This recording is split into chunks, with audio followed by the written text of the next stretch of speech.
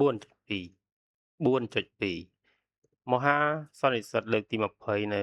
ឆ្នាំ1956មហាសន្និសីទបក្សកុម្មុយនីស្តលើកទី20ដែលក៏ហៅដោយលោកគ្រូឆដោយលោកគ្រូឆៅបានផ្ដោតទៅលើការរៀបចំវិស័យនយោបាយថ្មីគឺត្រូវធ្វើឲ្យសម្រេចនៅក្នុងរយៈពេល4ឆ្នាំលោកគ្រូឆៅចាត់ទុកខ្លួនឯងជាអ្នកនយោបាយស្មោះត្រង់ចំពោះអ្នកដឹកនាំលេនីនហើយចោទរបបស្តាលីនថាជារបបដើរខុសផ្លូវធ្វើឲ្យខូចខាតដល់សង្គមលោកគ្រូតឈៅមានតួនាទីជាអ្នកបកប្រែកំហុសនយោបាយសេដ្ឋកិច្ចនិងយោធាដែលបន្សល់ទុកពីរបបស្តាលីន4.3កំណែទម្រង់សេដ្ឋកិច្ចនិងសង្គមលោកគ្រូតឈៅជាប្រធានាធិបតីដ៏ល្បីល្បាញក្រោមការគ្រប់គ្រងអំណាចរបស់លោកមានការបាញ់បង្ហោះយានស្ពុកនិក3លើកនៅពីឆ្នាំ1957ដល់ឆ្នាំ1958អ្នកស្រាវជ្រាវទៅកាន់អវកាសទទួលជោគជ័យយ៉ាងធំធេងញ៉ាំងឲ្យសហភាពសូវៀតក្លាយជាមហាអំណាចទី1ខាងផ្នែកបច្ចេកវិទ្យាលោកគ្រូតឈៅបានបង្កើតផែន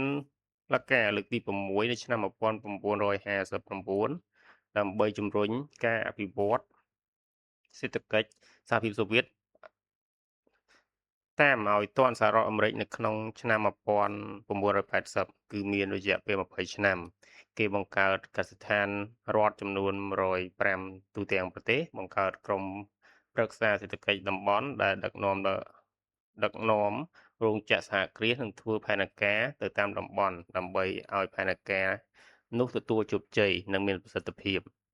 ចំពោះវិស័យកសិកម្មផ្នែកមួយដែលលោកគ្រូតឆៅយកចិត្តទុកដាក់ចាប់តាំងពីឆ្នាំ1953មកម្លេះគេបានពង្រឹងផ្ទៃដីដាំដុះលើដីទំនេរបានកាប់ឆ្ការដីថ្មីនៅតំបន់អាហកអា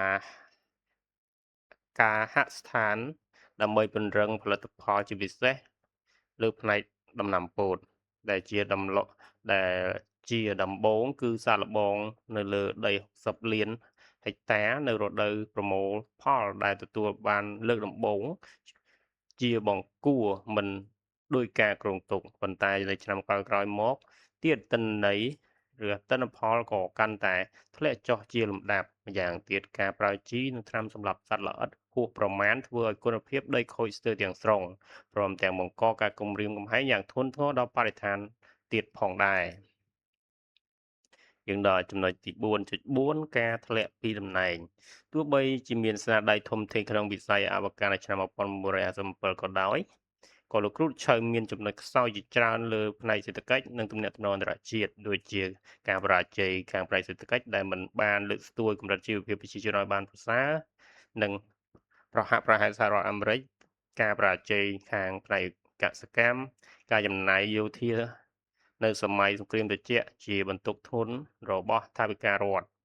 ការបែកបាក់គ្នារវាងមហាមិត្តកុម្មុយនីសចិននិងវិបត្តិកាំជ្រួចដែលបណ្ដាលឲ្យសូវៀតដកចេញពីប្រទេសគុយបានៅឆ្នាំ1962ដែលមតិពិភពលោកចាត់ទុកសូវៀតជាគំរូក្នុងការថែរក្សាសន្តិភាពប៉ុន្តែទង្វើនេះវាហាក់ជាអាប់អោនកិត្យានុភាពរបស់សហភាពសូវៀតចំពោះមុខអាមេរិកនៅឯនាយសមុទ្រ